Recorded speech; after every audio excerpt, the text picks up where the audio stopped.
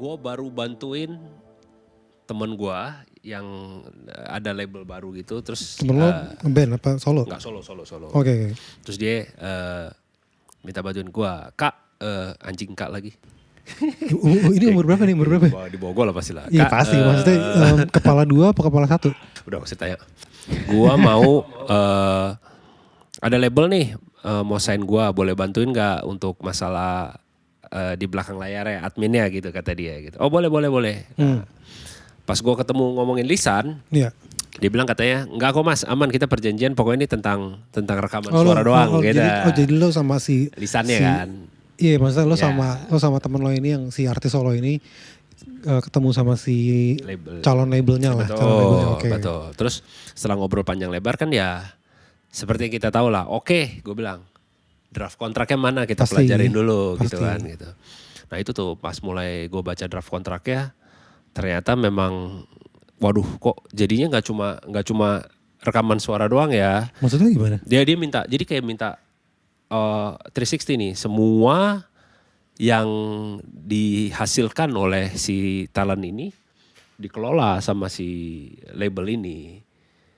Mungkin wajar kali ya, dia mau kayak ini kali catnya kayak 360 banget kan. Ini label indie apa major label? Gimana kategori lo label? Oh, label baru. Jadi bukan label yang sudah pernah kita dengar namanya ini, tapi label baru gitu. Kenapa maksud gue bilang ini kayak mulai nggak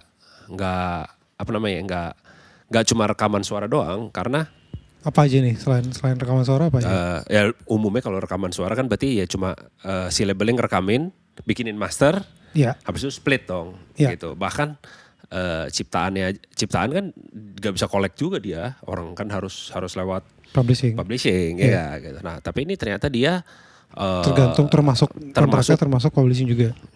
Ya, yang mana gue nggak yakin dia punya kompetensi untuk bahasanya apa ya, mungkin nggak ngelola ya, tapi kayak untuk collect aja dia harus masuk ke sub publishing lain ya pasti gitu. Pasti. And then knowledge dia tentang bahwa ini harus apa gitu, menurut gue belum sih, karena mereka si label ini baru fokus di produksinya doang. Saya produksi lagu, kamu nyanyi. Kamu sukanya genre apa, masih kayak gitu doang. Makanya gue pikir tadi tentang label doang kecat. Tapi ternyata di agreement itu kayak macam foto talentnya itu boleh dijadiin merchandise. Jadi pengelolaan merchandise-nya di dia juga. Sedangkan menurut gue lu IP orang itu kan punya orangnya ya. Betul. Bahkan penguasaan berikutnya kan ke artis manajemen dulu dong. Betul. Bukan ke ini kan. Kalau memang. Tapi ini di kontraknya berarti include management dong berarti?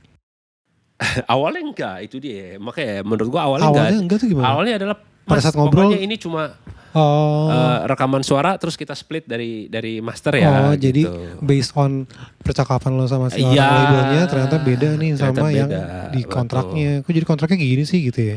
Ya menurut gua sih jadi mesti banyak revisi ya. Maksud gua bukan revisi sih. Ya bener revisi bener dong. Enggak dong. Ya in the end kan semua dealing bisnis ya. Pasti. Tapi maksud gua pemahaman bahwa rekaman suara nih, ya ini rekaman suara berarti ciptaan tuh enggak dong gitu, masuk ke master. Betul. Apalagi kita masuk ke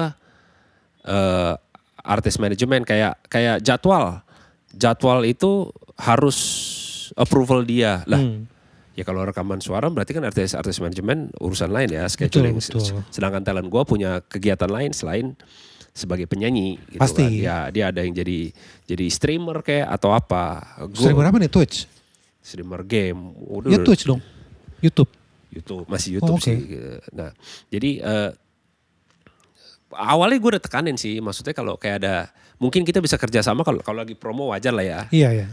Promo pun harusnya kan dibatasin kan gitu. Sama ya gitu. Nah, maksud gue tuh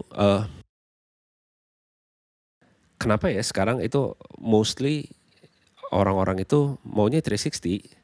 Karena kalau menurut gue nih, itu namanya juga draft kontrak ya, Pik. Kalau gue nih, kalau misalkan gue jadi labelnya. Lu bijak banget sih, Teh.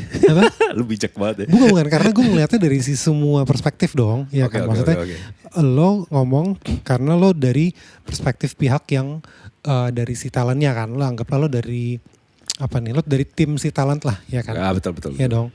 Either lo management atau consultant apapun itu, tapi lo dari tim si yang merepresentasikan si talentnya gitu kan. Betul. Nah, tapi kalau gue ngelihatnya si label ini memang cara mereka memonetisasi sebuah karya atau seorang talent gitu sekarang susah banget, Pik.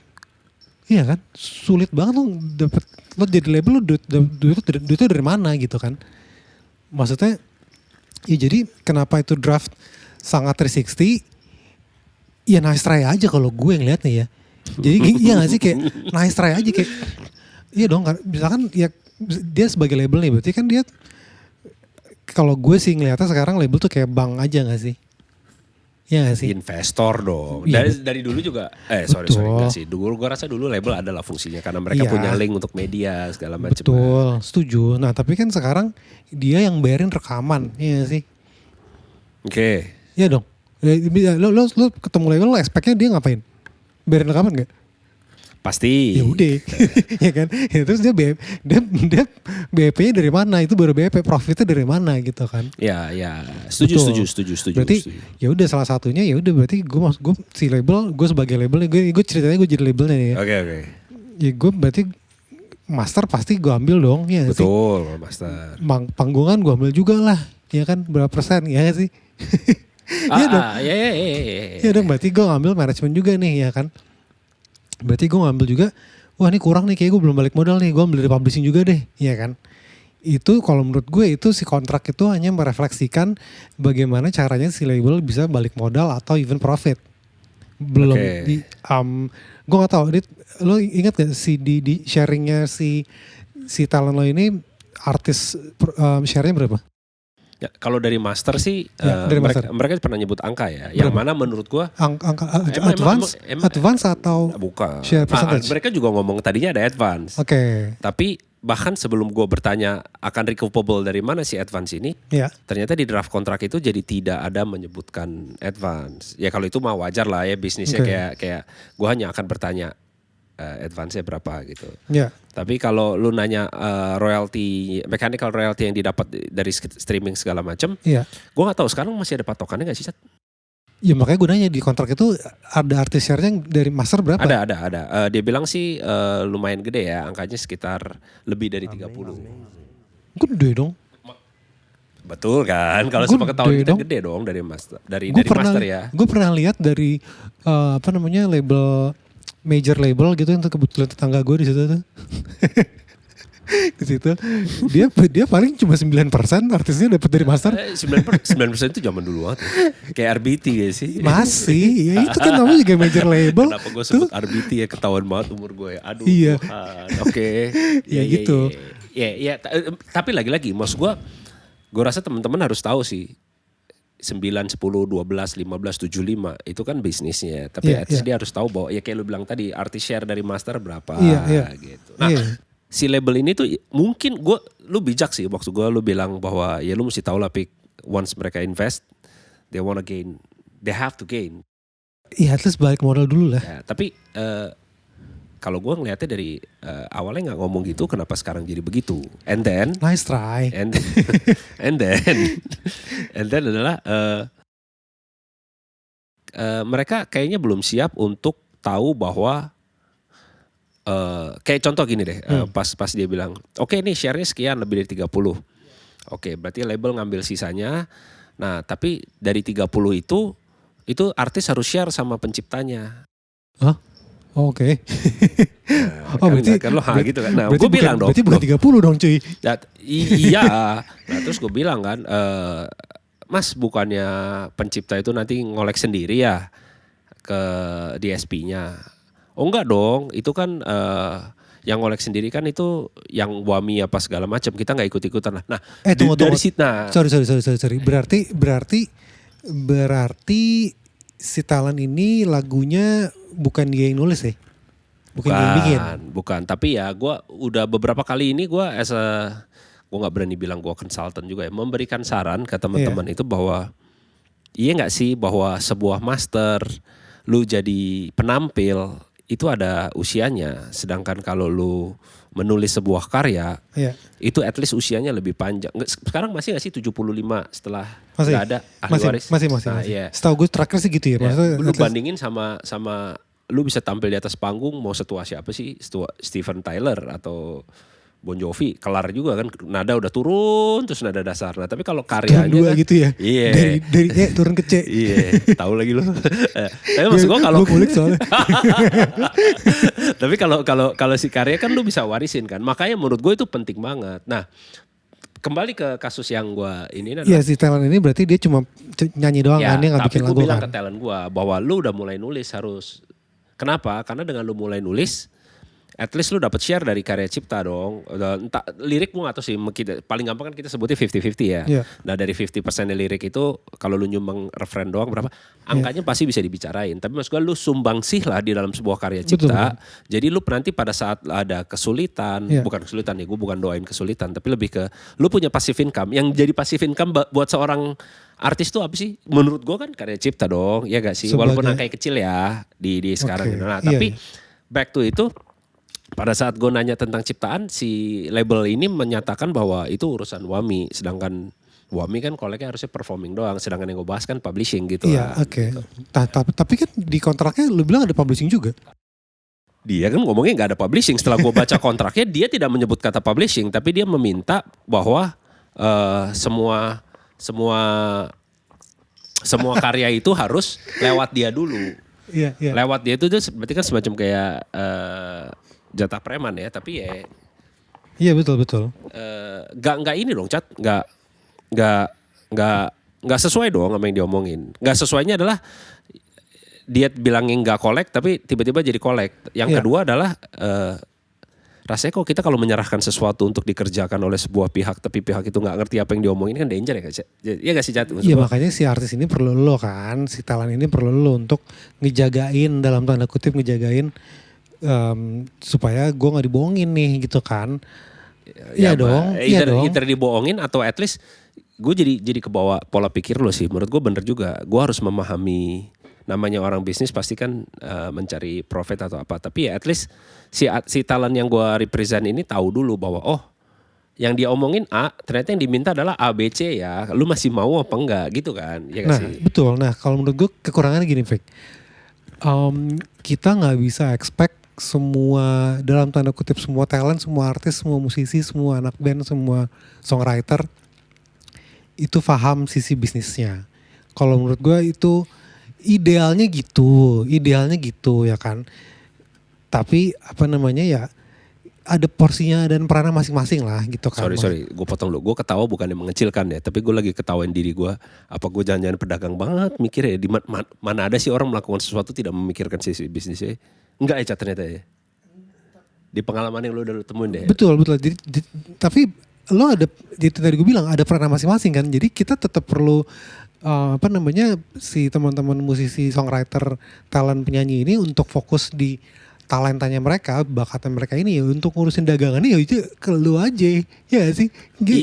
Oke, setuju ngurusin dagangannya. Tapi kan mereka harusnya punya pengetahuan juga kan. Maksud gue lu jangan sampai mereka mau beli mobil, tiba-tiba ada orang yang dengan sebegitu pandainya bisa menceritakan bahwa mobil adalah kendaraan roda 2 yang punya stang. Oke. Gitu. Masalah harga mobilnya berapa kita bisa bicarakan kemudian. Tapi at least knowledge kita tentang sebuah mobil itu harus kita samain dulu bahwa itu adalah umumnya sebuah kendaraan roda 4. Betul. dengan setir di salah satu sisi.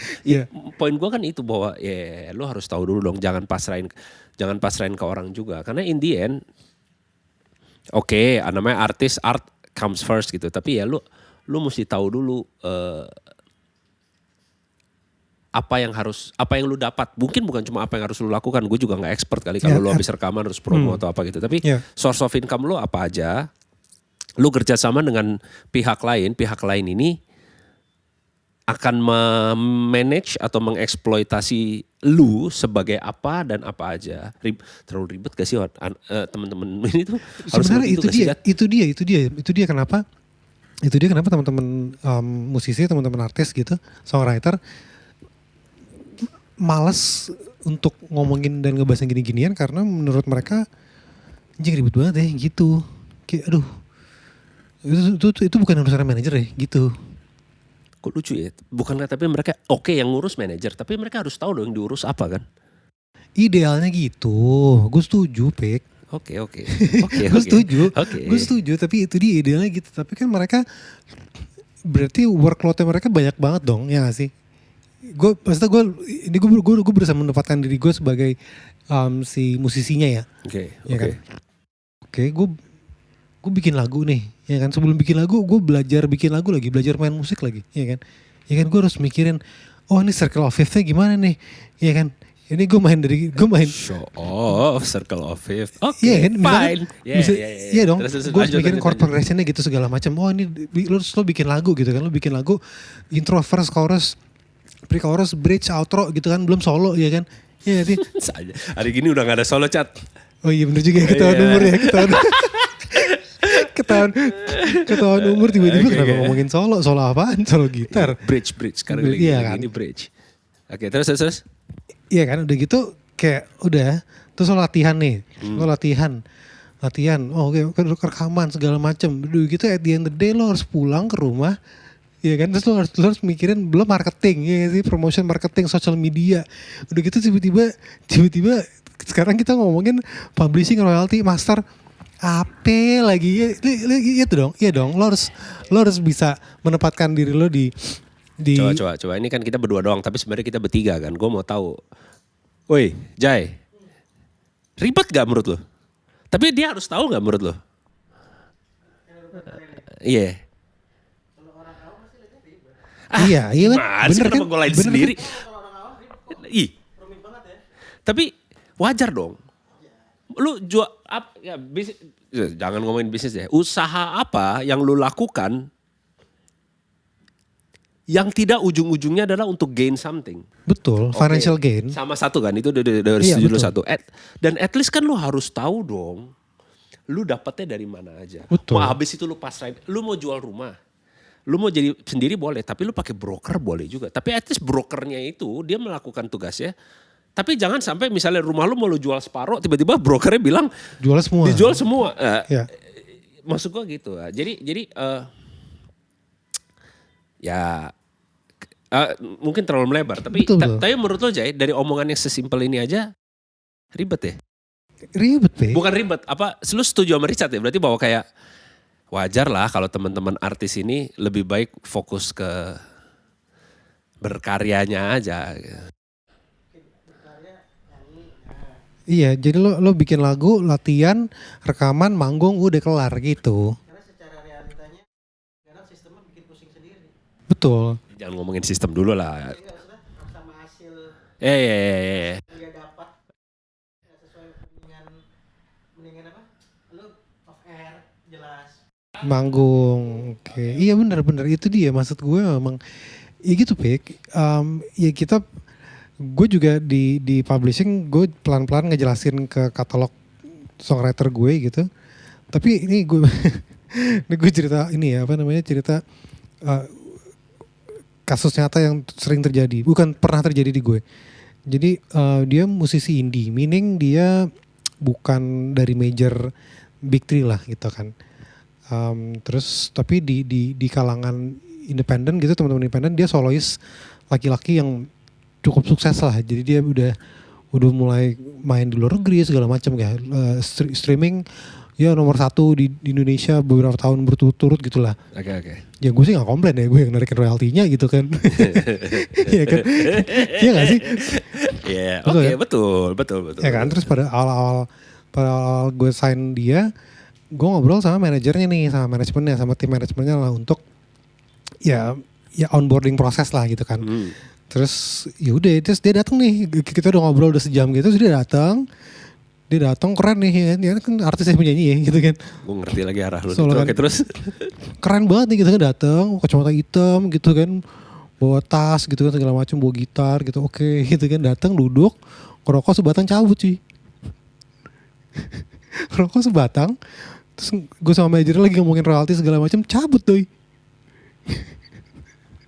Gitu, ya, gue gak nyalahin, kayak gue ngerti kayak oh ya dia masih harus ada latihan, dia masih harus ada produksi, dia masih harus manggung lagi nih. Jadi memang porsinya tuh besar banget si artis solo ini gitu. Jadi ya gue dan manajemennya ngebantuin dari sisi publishing, royalty, copyright segala macem. Jadi jadi misalkan dia pernah kejebak kasus plagiat juga segala macam, ya gue juga yang ngurusin ya, gitu. Tapi ya memang itu tugas dan peran gue gitu. Dan memang lo pernah tahu gak sih? Jadi ada satu buku yang direkomendasiin semua orang untuk siapapun yang mau di music business. Gue otodidak lagi jadi gak tahu buku apaan, Chan. Ada, ini nama bukunya Donald Fassman. Yang bikin Donald Fassman, All You Need to Know About the Music Business, judulnya gitu. Kan? Nah, chapter 1 adalah lo harus punya tim. Agree. Ya kan, karena lo gak bisa ngelakuin semuanya sendiri. Agree. Itu sampai basic idenya. Iya kan. Itu dia kenapa orang-orang kayak lo sebagai consultant, orang-orang kayak gue sebagai publishing masuk di teman-teman artis ini. Karena si artis ini memang gak semuanya akan punya pemahaman dan punya interest untuk hal-hal admin atau bisnis atau marketing atau publishing yang kayak kita urusin gitu. Udah gitu lo tuh gak ya, di buku ini tim pertama yang harus lo punya apa? Tebak-tebakan aja. Accounting dong. Bukan, salah. Salah ya, apa tuh? Salah, lawyer. Oh iya, itu dulu kali ya. Aduh nyambungin kemana-mana kayak bener juga ya. Lawyer. Oh lawyer dulu ya. Nomor 1 lo harus punya lawyer. Sebelum lo punya manajer, lo harus punya lawyer. I see. Kenapa? Lo kok gitu? Kok kalau kita di Indonesia, ya lo punya manajer dulu lah gitu kan, ya kan? Kalau misalkan lo dibawain sama manajer lo gimana? Ini bedanya yang lahir secara otodidak sama yang sekolah luar negeri nih, Cat. Iya kan? Lo mulai kelihatan nih, sekolah lo ada gunanya juga, Cat. Yakobus ya? Oh salah ya, bukan sekolah itu. Bukan sekolah gitu ya. Jadi karena kan di negara maju yang industri musiknya udah maju kan, segala sesuatu diatur kontrak. Ya. Ya kan, yang ngurusin kontrak siapa? Lawyer. Ya udah, lo harus punya lawyer dulu, cuy. Tapi kan apa yang dia mau baru ditranslasikan oleh lawyer ya kan, bukan lawyernya bergerak sendiri. Bukan, betul. Berarti lu nangkep poin gue juga gak bahwa betul bahwa si talent ini akan ada publishing yang ngurusin, akan ada manajer yang ngurusin ke publishing. Menurut gue itu udah cukup aneh ya, manajer ke publishing padahal dia gini. Tapi at least dia tahu dong bahwa kayak sebasic mungkin ya, lah gitu. Manajer gue lagi nego nih dengan sebuah badan yang kerjaannya apa. Iya. Dan gue dapat berapa? Benar gak sih dia harus tahu begitu? Kalau dapat berapanya beda-beda, oke lah, Cat ya. Misalnya kayak kita beli barang A di tempat C sama beli barang A di tempat D harganya bisa beda, tapi sama-sama barang A. Betul. Tapi at least dia tahu bahwa yang dibeli barang A bukan barang B gitu. Kekurangannya gini, kekurangannya adalah bukan kebanyakan ya, maksudnya ada banyak teman-teman artis musisi gitu, apalagi yang baru-baru, mereka ya namanya juga masih muda ya gitu kan, gimana ya kayak. Oke, lanjut dulu. Nggak tahu ya kalau lu ngomong muda, gue jadi ada. Terus. Iya kan, namanya juga masih muda, jadi yang penting apa yang di depan muka, di depan mata ya embat dulu aja gitu kan. Oke. Iya kan. Oke, enggak, gue oke itu bukan berarti gue setuju ya, tapi gue paham gitu. Lo paham kan, maksudnya ya, meskipun ada resiko untuk menyesal di belakangan, ya itu dia kenapa ada orang-orang kayak lo kayak gue gini kan. Bukankah kita bisa, sebelum melakukan sesuatu kita kayak harus survei dulu ya, maksudnya generasi yang dulu ini berhasilnya karena apa, tidak berjalannya karena apa, idealnya gitu, berkaca di pihak luar gitu. Idealnya gitu, tapi kan ini kekurangannya si industri musik ini ya, maksudnya apalagi di Indonesia gitu ya. Iya. Yang dijual kan mimpi. Bukan tujuan ya, beda ya berarti mimpi sama tujuan ya. Yang dijual mimpi, ya kan. Yang dijual adalah, lo sign sama label ini, lo diatur sama manajemen ini, lo terkenal gitu kan. Iya. Iya kan? Iya lagi. Iya kan? Oke. Gue kemarin belum lama nonton film Indonesia tentang band Campur Sari dangdut koploan gitu. Oke. Udah gitu ya itu, maksudnya basic premise hipnosis ceritanya adalah gue ngeband, gue terkenal, manggung ditonton banyak orang. That's it. Oh, oke. Iya kan? Ya. Tapi gue mau disclaimer dulu. Ya. Yang gue bahas tentang masalah duit itu atau bisnis itu bukan berarti teman-teman artis ini harus membuat sesuatu yang menghasilkan duit, bukan ya. Bukan. Silahkan lu berkreasi dengan Seidealis mungkin. idealis lu. Iya. Tapi at least lu harus punya Basic pemahaman knowledge. Iya. tentang bisnis. Maksud gue ya kalau mau berhasil ataupun mau gagal, bisnisnya kan harus dikelola kan. Betul. Itu poin gue itu. Jadi nggak, Setuju. bukannya gue bilang harus disetir ya ke bisnis, sisi artnya menjadi ke sebuah bisnis, bukan. Setuju, Tapi gue ngerti, gue paham. Itu dia. Maksudnya in general yang dijual kan gitu kan. Ya sampai luar ya. Maksudnya kayak America's Got Talent, American Idol gitu kan. Yang dijual adalah way in-nya adalah lo terkenal, that's it. Iya kan? Kok gue dengarnya malah jahat ya kalau gitu ya. Bukan jahat sih, maksudnya kayak dia nggak tahu the price of fame kan. Itu dia lo yang pada saat lo lo ikutan American Idol gitu misalnya, Indonesian Idol gitu. Yeah. Terus ada release formnya gitu, lo dikasih kontraknya kan di depan kan, lo asal tanda tangan aja kan. Jadian lagi di Iya kan? Gini deh. Gue punya handphone. Tapi kejadian dia maksudnya main tanda tangan aja dia. Iya kan? Kayak gini, gue punya handphone, gue mau download aplikasi gitu kan. Iya kan? Terus ada terms and conditions gitu kan, yang harus lo cek gitu kan, terus lo gini gitu kan. Iya kan, gue gini aja ya sih. Iya kalau itu ya sih, gue juga sih. Iya sama kasusnya dengan kayak lo ikutan Indonesian Idol, lo kasih release form, lo tanda tangan aja gitu kan. Tapi gue nggak berani ngomong. Gue paham sih konteks lo, tapi gue nggak tahu apakah release formnya dari si Idol itu segimananya ya. Tapi mengikat 5 tahun gitu lo nggak baca kan? Poin lo gue paham sih bahwa pada saat kita ditawarin sesuatu yang memang mimpi kita. Betul, yang dijual kan mimpi. Iya kan? Oke. Ya tapi gue punya contoh kasus lain sih, mungkin buat next ya. Bahkan ada sebuah band yang legend yang ya mungkin kayak lu bilang itu Chat. Mimpi, kemudian mimpinya itu bisa diwujudkan oleh pihak lain, label. Sampai bahkan mereka bisa mewujudkan mimpinya sendiri. Tapi mereka tidak mempersiapkan pembicaraan bisnisnya. Okay. Yang makin lama malah bisa jadi sumber perpecahan. Karena begitu pasti. People get more mature and then they start to talk about what do we have? What do I have? What do I need? What do I need? What do we need? What can my family get after? True, apalagi udah berkeluarga ya. Maksud gue kan, boleh gak ya gue sebut bandnya? Tapi jangan, ya udahlah. Jangan. Boleh, kalau ini ntar gue sebut bandnya nanti. Tapi buat berikutnya. Tapi maksud gue, rasanya kalau kita share begini tuh, gue gak tahu gue sok pahlawan apa gimana. Tapi maksud gue liat sekarang teman-teman sekarang, wow lo kreatif banget gitu. Tapi begitu kita tanya, kayak lo udah persiapin ini belum? Yang mana gue tahu persyaratannya hanya tinggal daftar, tapi mereka masih terpaku di itu sih. Gitu. Betul. Mereka tidak mempersiapkan diri. Maksud gue, tapi kita kembali ke pertanyaan awal gue tadi. Bahkan si orang yang mau melakukan bisnis, orang yang menawarkan mimpi, berarti kalau bagi bahasa lo gitu kan ya, orang yang menawarkan mimpi ke talent gue ini, dia juga berpikiran bahwa oke, ini dia dengan gue mengikat begini, gue bisa dapat semuanya ini gitu. Betul. Jadi the price of mimpinya si talent lo ini, ya udah lo. Iya, jadi kan si iming-imingnya sih. Jadi kan talent lo diiming-imingi sama si label ini, fame kan. Fame sama ya segala macam lah ya kan. Tapi in return gue dapat apa nih? Si labelnya dapat segini nih gitu kan.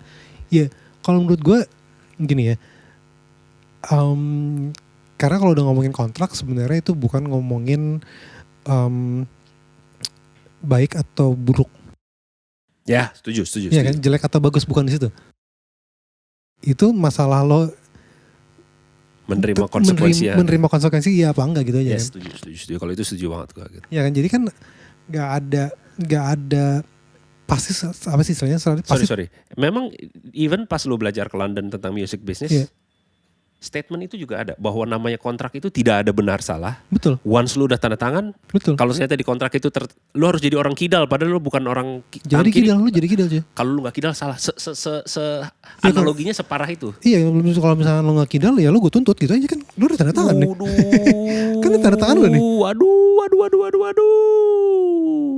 Ya kan lu udah tanda tangan nih. Ya berarti kalau gitu itu malah memperkuat opini gue dong bahwa iya lu gak perlu paham semuanya. Gak perlu paham mendetil semuanya. Tapi alangkah taunya lu tahu apa yang lu sign.